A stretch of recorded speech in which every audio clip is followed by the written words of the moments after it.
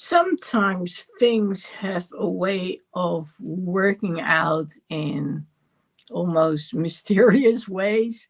Maybe you can call it serendipity, or maybe we can just call it focus.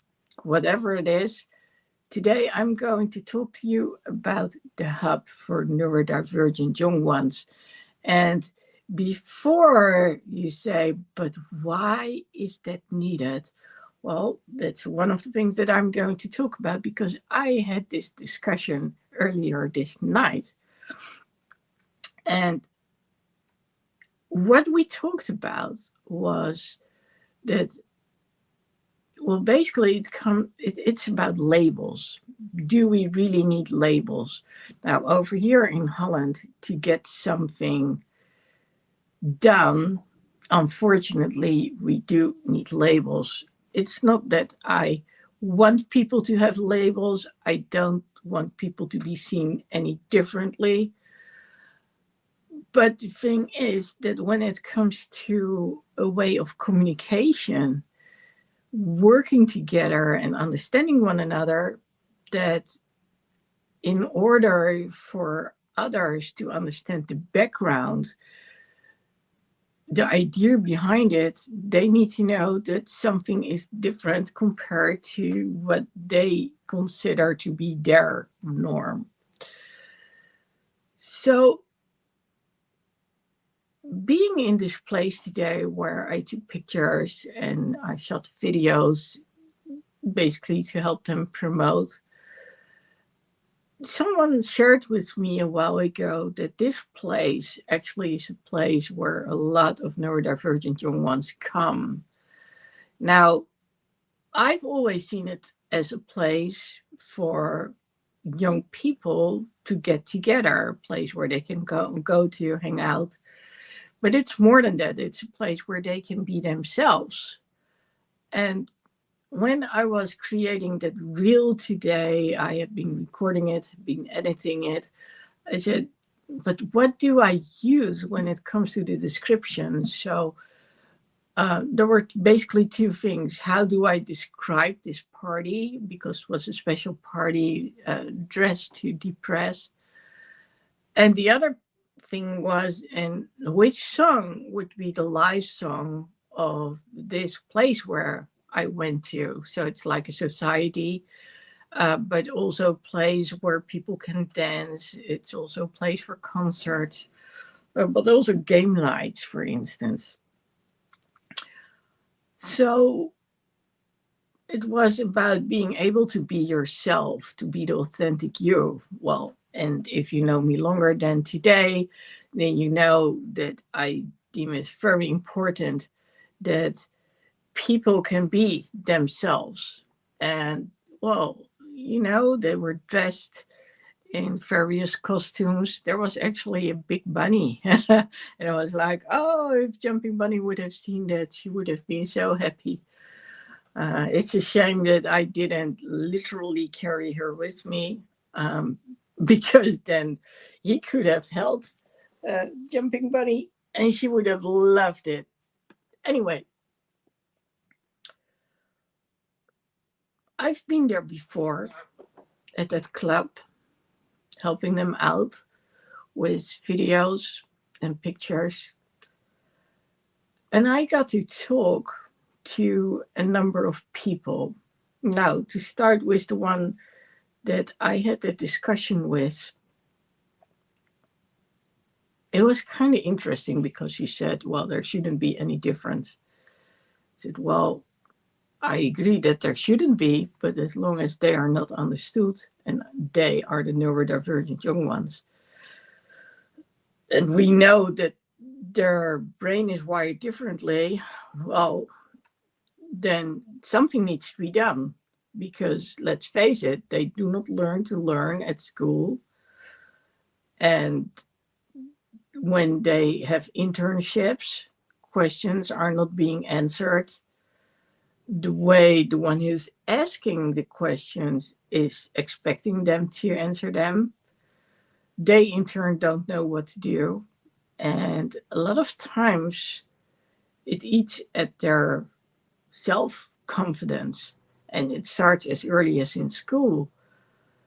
So she sort of kept fighting me, not sort of, she kept fighting me until the moment that I said, well, you know, we got to talk about shoe sizes and comparing shoe sizes. And it's actually one of those examples that I heard about from one of the young ones that I see on a weekly basis who is also neurodivergent. And she said, well, the teacher asked me my shoe size, and I had to think about it for a moment. And then she said, what kid doesn't know their shoe size? And she didn't say that she was stupid, but she did imply it. And so she said, but you know what the thing is? It depends on which kind of shoe I'm wearing. So it can vary in size. And so when we talked on, and I was talking about the various way of learning, and she said, well, what do you expect from a teacher? They have a class of 30 people or children, and you cannot expect them to understand everyone and to pay attention to everyone. I said, yes, now we're getting somewhere. And that's exactly why we need schools who are trained in neurodivergent young ones. So they do learn to learn, so they do get the attention that they need because they are different in their way of thinking. And I was like, finally, we went full circle. Now, the reason that we got to talk it, there were talk about it, there were actually numerous reasons. But when I entered the club, I got to talk to someone and he shared his story with me, and it was a remarkable one of willpower. And I have to tell you, I know a number of people who do things purely on willpower, on sheer willpower. They do things that they are not supposed to be able to do. Fighting through the pain, fighting through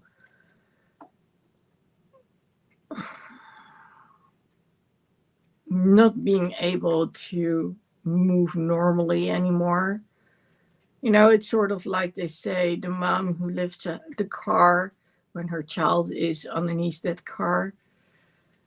And in this case, we are talking about actual people who push forward until they are safe.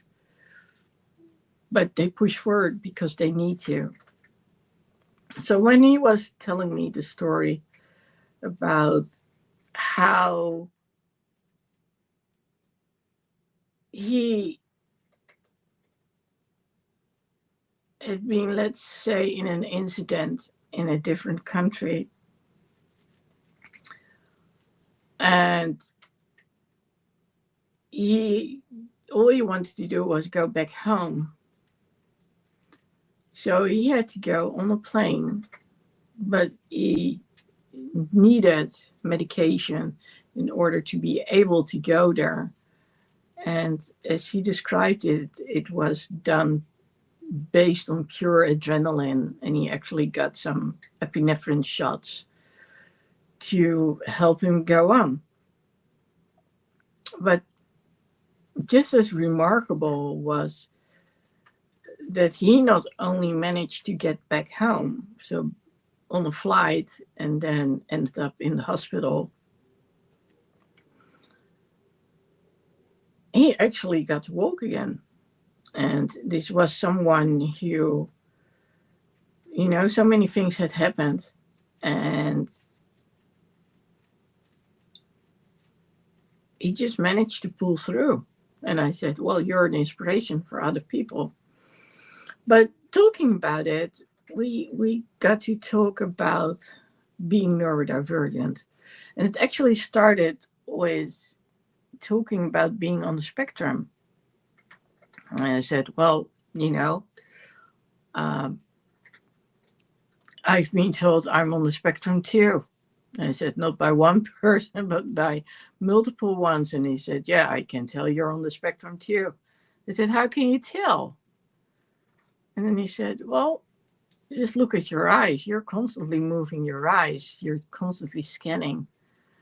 And apparently it has to do with some sort of safety. And I remember back in the days that I would do it and I would look at people's eyes and then they would move with me, which didn't really work very well. So he said, you're actually not looking at my eyes. You're looking at my nose. I was like, am I? He said, yeah, but you're not aware. I said, I know because I'm moving my eyes too. I said, are you? Because I'm not noticing it. And then he basically said, it takes one to know one. And that's why we didn't notice it anymore.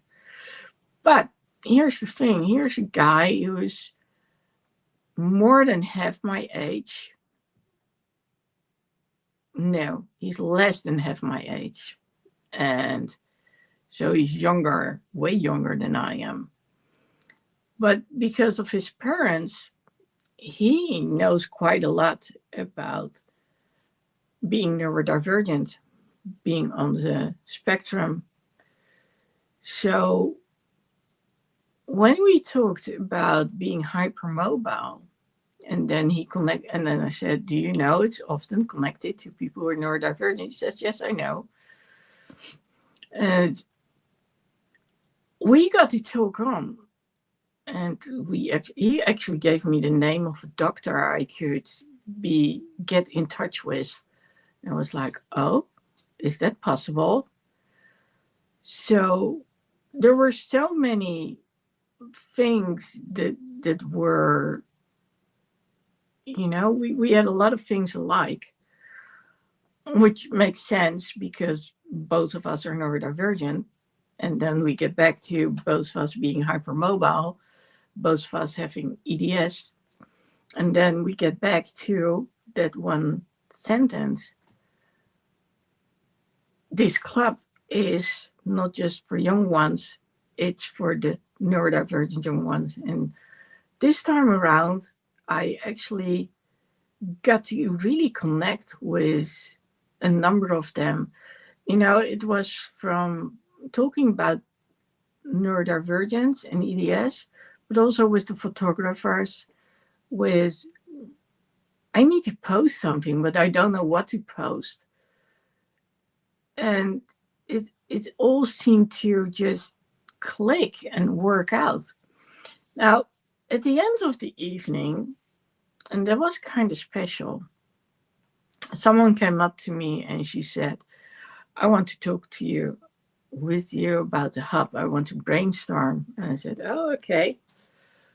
And well, the other guy who I had started talking to at the beginning of the night, he also said, we're going to talk on. But then when I realized that multiple young ones over there wanted to talk to me about the idea of a hub, I was like, wow. I am being supported now and being surrounded by the young ones this is for. And they also see the need for the other younger ones to make this happen. And all the ideas that I had been thinking about, I was basically able to sort of test them like, okay, this is what I heard, this is what I experienced. And it was like, check, check, check. And I was like, wow. Now, yesterday, I was supposed to do this live, so I'm a day late. And one of the things I wrote down was about the importance of taking tiny steps. And that had to do with communication. So there were basically two things. Don't postpone what you can do now, which of course was something that I experienced today, so earlier today, before I went to the club, I heard this loud music from neighbors on the other side of the wall. And I was like, oh my God, they're going to have a party. I can't return here and, do the live until they've moved. And I was like, yeah, that's why I should have done it yesterday. But I did get I did create a reel about taking tiny uncomfortable steps to talk about certain things. And today just seemed to confirm that, because I had been talking with all these people and I had gotten an idea about certain things. All of a sudden, it was like I was heard and I met the people who actually understood me.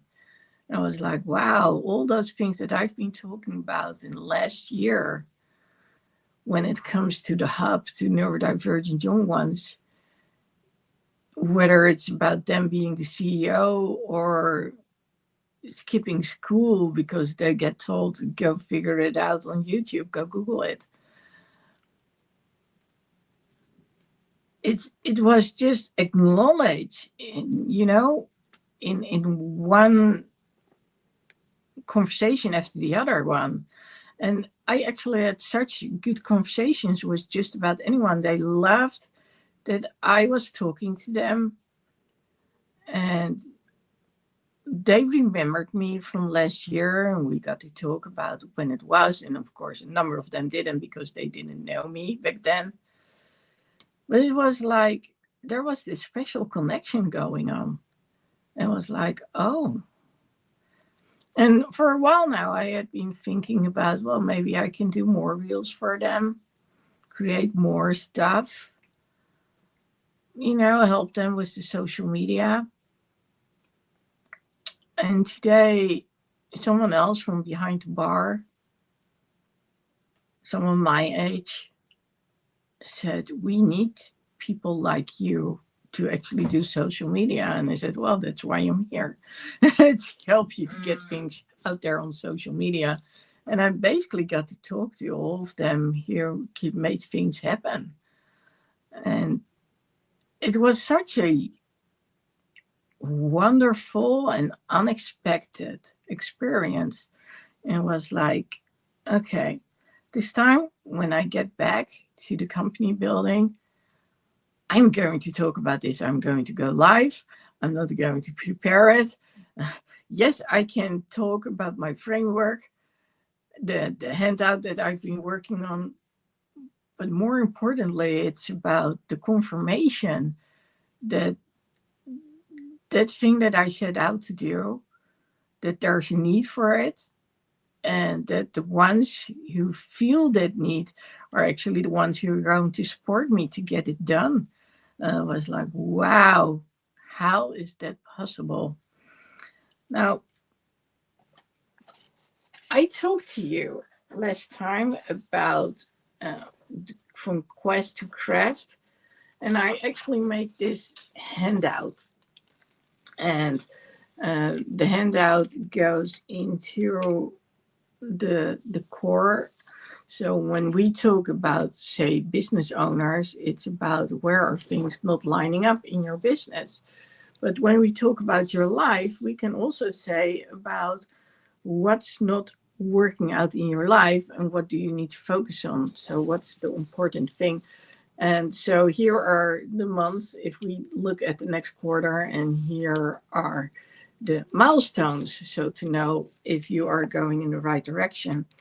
Now, I also talked about reset and about craft, and both of them are about the inner beliefs. And basically, that's what I've been talking about when we talked about neurodivergence, because we talked about, is it really necessary to make to really put it into the spotlight, to really emphasize like, hey, there are neurodivergent people out there. And that's why it was so remarkable that I said, well, yeah, because it's about not being understood, not being able to learn. And then when she expressed how she's actually learning things, I was like, oh, yeah, you're one too, because you have such a new, unique way of getting things done and understanding them. And I was like, yeah. And then she actually said it herself in a big class with lots of students. Those ones who are different, well, there's no time to deal with them, to work with them. And I was like, yeah. And that's why we need to make that,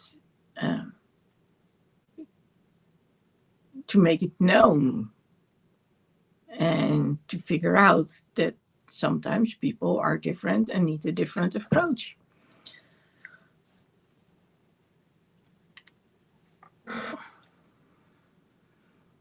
There are so many things that happen today that, you know, on one level, I just want to throw it all out there. And I think I've done most of it.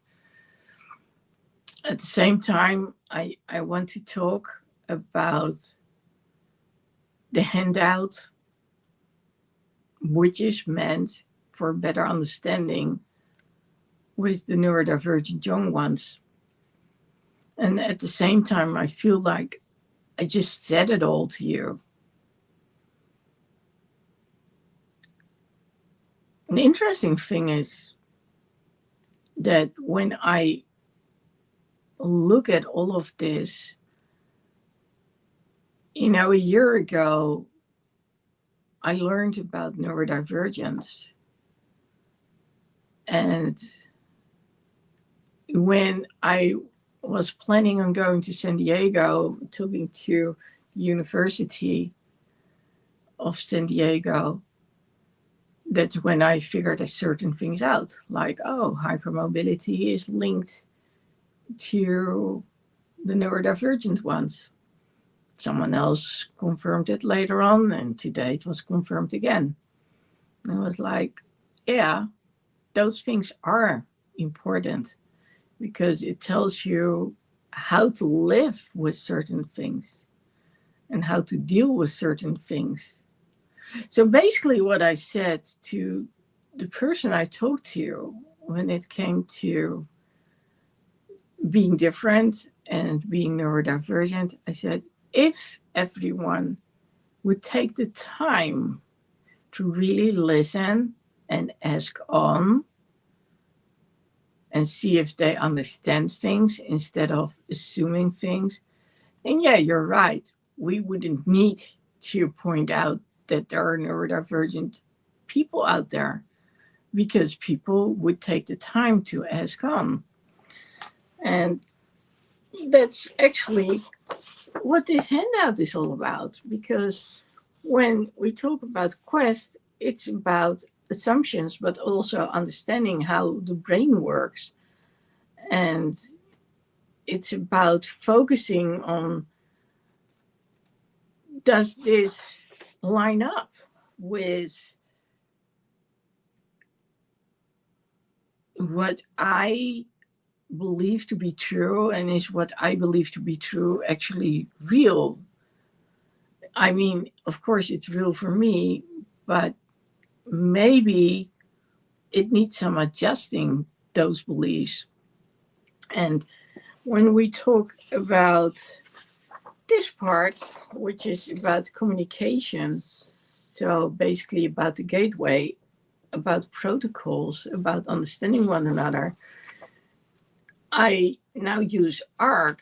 So ARC is about ask, the ask. It's about repeating back.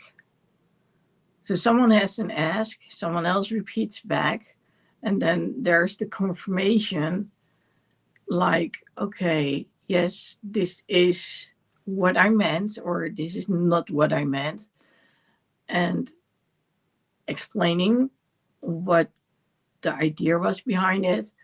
And then ARC, what else? So what else do you need, or do we need to discuss? And I was like, yeah, this is exactly it. This is about taking the time to understand one another, to really know, is this what we want to talk about? Is this what you wanted to talk about? And not assume things, but really ask on.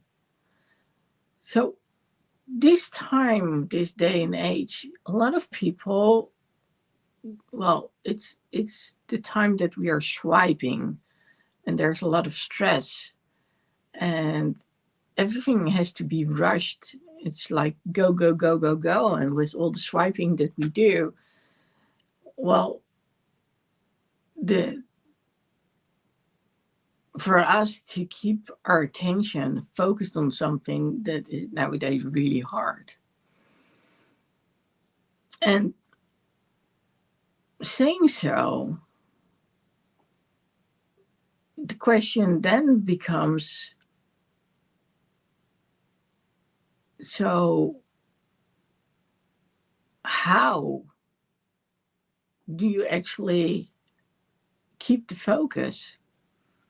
How do you, when you're in a conversation, really listen to someone? How can you make it a respectful conversation, so you don't just go into a conversation which is about you and what you need, but it's also about the other one and what the other one needs. That's why I actually wrote something else down when it comes to communication and the gateway, as in understanding one another, bridging one another, which is, let's do it with openness, with clarity and mutual respect and mutual understanding. And when I talked to the lady who said, well, why make a difference? It actually came down to that part. Like, well, if everyone would listen and take the time and repeat back instead of brushing others off, then we wouldn't need it. But the mere fact that people are impatient means that we actually do need it. So I'm going to ask you a couple of things. First of all, have you ever been in a situation where you were working on things and you weren't sure which direction to go into, but then all of a sudden things seemed to line up, and yeah, all of a sudden you got that support or whatever it is that you wanted. In my case, I was looking for support, and here are people who actually said, yeah, we're going to help you. So what's that one thing that you've been thinking about, and have you been taking consistent action in order to achieve it, to go there? And the other thing is, how do you communicate with other people? Do you go for clarity, for being respectful, for being open? Do you ask on in order to really know this is the way it should be? Because, well, when we talk about communication, we would think it's so simple because we do it every day. But actually, it's not simple at all, because what are the guidelines? Now, if you are someone who is interested in this handout, then let me know. Reach out to me so you can get that handout too. But apart from that, I'm kind of curious, what do you do when it comes to communication? Are you someone to dismiss others? Be the first one to say, you should have known. So the mere fact that you don't know, well, and then you might actually be putting someone down. Or are you like, hey, let's figure out why we don't understand one another. what's going on. That could make a world of difference. I can't say anything more. Now, when I wrote about not postponing the things that you can do and basically go do it, like I said, part of it had to do with the going live. I didn't do it yesterday. I was trying to wrap my head about certain concept, and I was writing about it, and then by the time that I was like, okay, now I can focus on this, I noticed that my energy was draining, and I was like, this is not the right moment.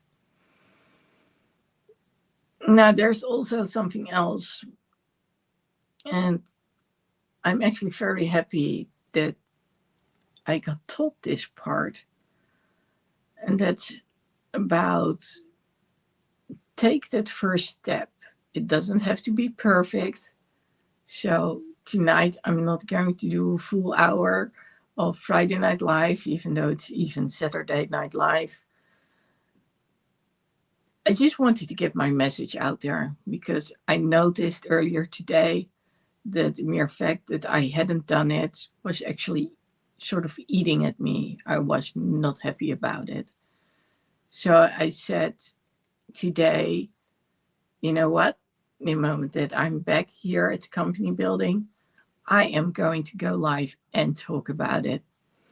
And since I'm very enthusiastic about this topic, I was like, this is the perfect topic to talk about because it aligns with everything that I've been talking about, not just last week, but basically in the last couple of months.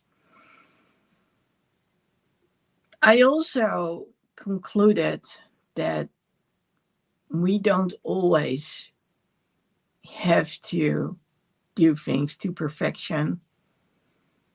And in this case, I don't always have to go live for circa 60 minutes. Today is about showing up and doing it. And it might not be perfect because I'm not going to do this a full hour. But I did do it, which means that I told my brain that they can rely on me. Even if it's a day late, they can rely on me. And more importantly, this is about how certain things, certain answers just seem to pop up. So let me know how you feel about all of this. Do you believe that neurodivergence, as in people, that there needs to be some sort of distinction so they can be treated differently, but in a good way? Or do you believe that's not necessary? I'm kind of curious. And again, if you want the handout and you want a system scan based on that handout or according to the guidelines instructed in the handout, because you value communication and you value your team and you value your business, then please reach out so I can help you assess how the communication is between you and your team. And then we can improve things.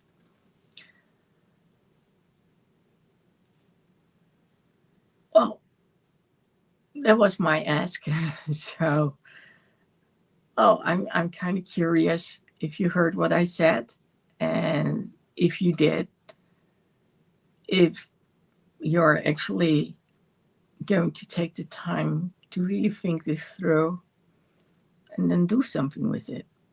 Because this is not about me and my life, but this is about helping the young ones out there to have perspective and to thrive, and for you to thrive with them.